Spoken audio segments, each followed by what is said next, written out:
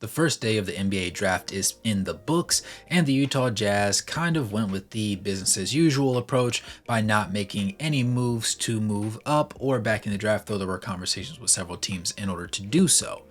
One player that I in particular even went so far forward as to make a video on us getting was Stephon Castle, but unfortunately he ended up going to the San Antonio Spurs, ironically enough, and they are going to do him great justice, especially because of that immaculate defensive upside that he has, and I can't really wait to see what he ends up doing alongside Victor Wembanyama. However, for the Utah Jazz, I do not actually find this draft to be very unsettling. Just because we did not end up getting Rob Dillingham or Stephon Castle, things still ended up going pretty decent overall. You saw them grabbing Jalen Williams' younger brother, Cody Williams, as well as Isaiah Collier. And both of them have their own positives and negatives. Obviously, Cody Williams was grabbed at the 10th overall pick, so he is the person with more upside.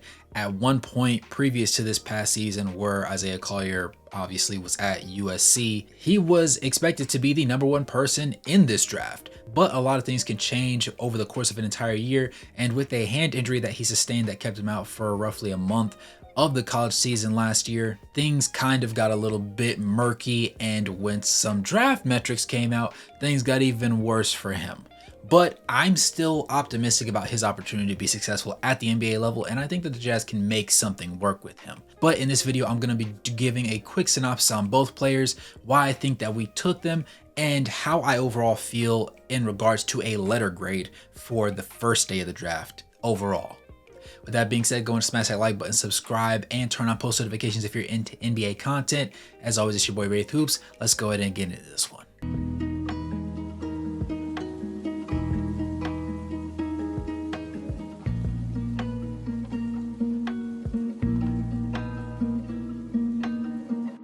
So with the 10th pick in this 2024 NBA draft, the Utah Jazz selected Cody Williams out of the University of Colorado. Now, he was one of 4 potential players that the Jazz could have selected, and all of them would have been honestly very tantalizing. Nikola Topic was obviously one that was really big on the board, and some people really wish that we did end up nabbing him. But I'm not necessarily mad at this particular pickup. The reason being, he allegedly had a really good individual workout with the team for one. He also has great height, length, and athleticism, and at the age of 19, the only thing that particularly stands out as being a major concern is the fact that he's only 190 pounds. For reference, he's 6'8" with a 7'1" wingspan. So that lack of weight is kind of a strong contrast compared to his older brother, Jalen Williams, who's with the Oklahoma City Thunder. But that defensive versatility and that length kind of reminds us of the switchability that Jaden McDaniels has for the Minnesota Timberwolves. And I find that to be very interesting because obviously the Utah Jazz were missing wing depth, and this really satisfies that need to a certain degree. Of course, he's going to need some growth, and as I said, he's going to have to sturdy up that frame a bit, but I like where things are going in that respect. That switchability on defense alone, along with his length and ability to be a crafty scorer at the rim, will allow for him to have a very high ceiling to start out with, and I'm very impressed that they decided to go with him, and I'm not mad at it at all, even though I would have rather we moved up and gone with Stephon Castle because he was my favorite player in this draft specifically for the Utah Jazz. This one really fits the bill and succeeds in filling a need that they had. In his lone season with the Buffaloes, he ended up averaging 11.9 points to go along with 3 rebounds, 1.6 assists, 0.7 blocks, and 2 turnovers, while shooting 55.2% from the field, 41.5% from 3, and 71.4% from the free throw line. His best known ability is obviously slashing at the rim, sneaking his way, kind of getting to the basket, and then craftily finding a way to get that shot off and get that bucket to go down. At the same time, there were some concerns with his three-point shot because obviously, yes, he shoots north of 41%, but he only did it on roughly 1 three-pointer per game, which is an extremely low and small sample size for somebody that spent so much time with the ball in their hands. It's not necessarily like the Lauri Markkanen type of three-point shot where he's kind of off ball the majority of the time and most of his shots attempted are going to end up being assisted. No, most of them came from him creating the shot for himself, which by default means that he kind of avoids being in those situations where he has to shoot threes.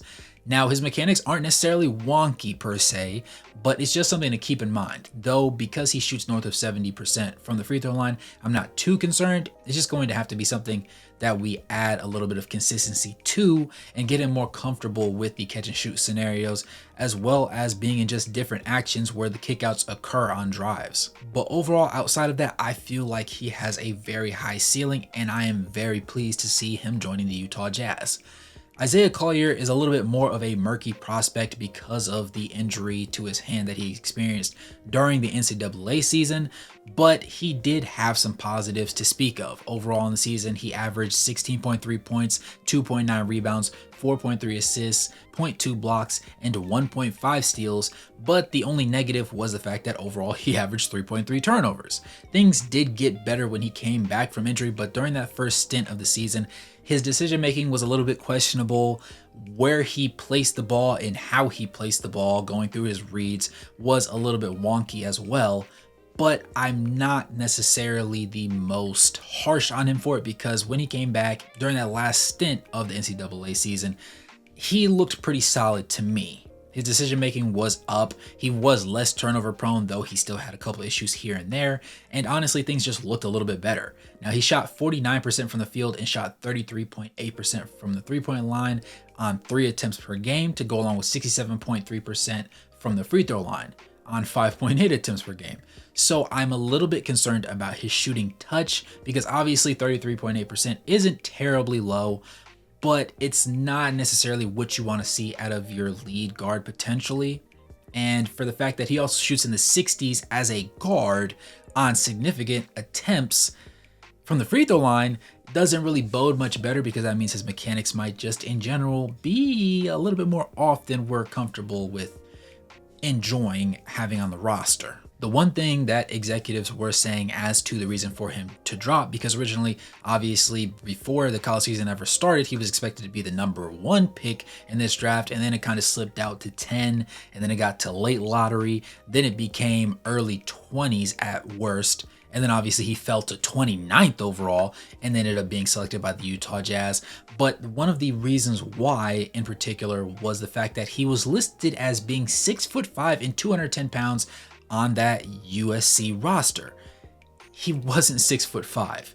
The man was 6'2.5", and that was with him being without shoes. And he also weighed 204 pounds, which isn't bad. That's a very sturdy frame, but that's a significant difference going from a 2.5 inch change, to go along with the fact that he does not have the strongest wingspan, considering that he's only having a wingspan of 6'4¾ of an inch, which isn't necessarily the most lovely thing to see, if that makes sense, because that effectively means that his wingspan is smaller than the original height that they lied and slotted him as. And I understand making certain players look ballooned a little bit, and so they can have more opportunities at the highest level of basketball, so that they'll look down more positively in the light of other people, at least passing the eye test.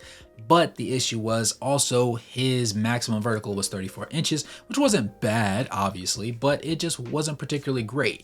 He did end up working out for 8 different NBA teams and turned down several other workouts.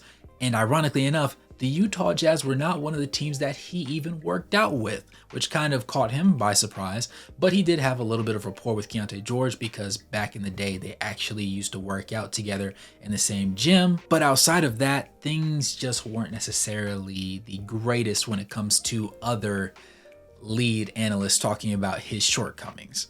Obviously, I stated before that a big one for them has been his lack of proper decision making, especially early on in his college career. And though he did end up cleaning stuff up with poor free throw shooting coupled as well, makes things a little bit more concerning, because his athleticism was able to make him an elite prospect in high school, and it was able to make him a great prospect in college. But at the NBA, everybody's as athletic as that young man is, if not more so. And if he's going to have to knife through the trees and get the job done, the question becomes, can he get it done when it matters? And can he create a reliable jumper to bail him out and put him into position to allow him to have a more successful evening on a game-by-game basis?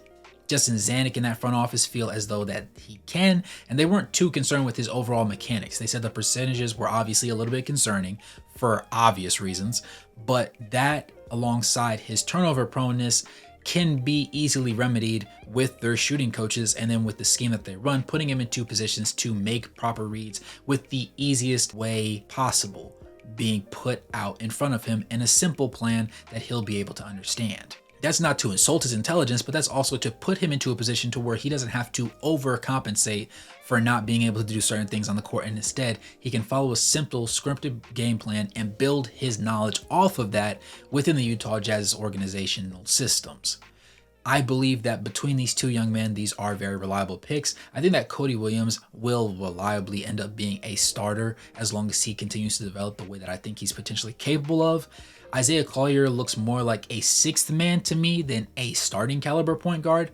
But if they do manage to actually get the job done and cut down on his turnovers, I could see him at least coming into this season being a more reliable point guard than Keyonte George, which would allow Keyonte George to play that off guard position, which was something that's more comfortable to him going back to his college days, because even last year, though he had positives that were really peak at some points at that point guard position, having a double-double a couple of times with assists, he still had a lot more negatives, and he was terrifically turnover prone.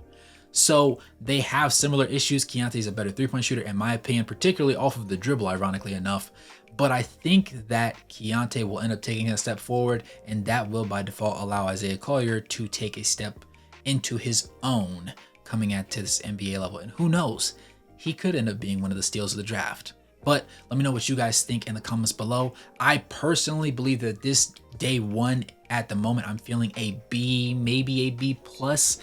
I'm not 100% sure. I know for certain I don't want to give it an A because it wasn't anything crazy worth giving an A. It was just an acceptable outcome to be had. And bar any changes, I would like to say that they did a pretty decent job, and I would give them a comfortable B for the draft overall, depending on how day two goes. But like I said, let me know what you guys think in the comments below. Are you content with these picks? Was there somebody else that you would have preferred to have? Did you want us to trade up, trade back? Or do you think that there's going to be something that comes into play on day two of the draft that makes things a little bit more interesting? As always, it's your boy Wraith Hoops. Go ahead and smash that like button, subscribe, and turn on post notifications if you're into NBA content. Follow my socials below. And as always, good morning, good evening, and good night, no matter where you're on the globe watching. Thanks for tuning in, and I'll catch you guys in the next one. Peace.